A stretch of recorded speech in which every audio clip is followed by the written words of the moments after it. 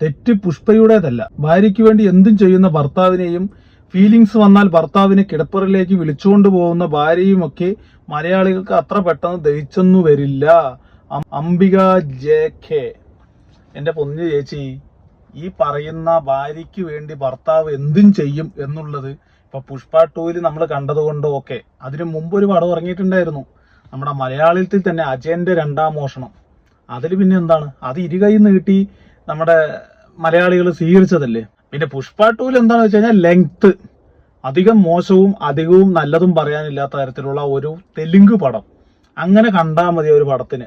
ചുമ്മാ വിമർശിച്ച് ഇതിനെ ഇങ്ങനെ അങ്ങോട്ട് കൊണ്ടുപോയി അവസാനം ഇതിന് 1000 കോടി അടി. ഇതപ്പോ കഴിഞ്ഞ ദിവസം ഓരോരോ വിമർശനങ്ങൾ വരുമ്പോഴും ഓരോരോ കോടികൾ കൂടിക്കൊണ്ടിരിക്കുകയാണ് ആ ഒരു പടത്തിന്.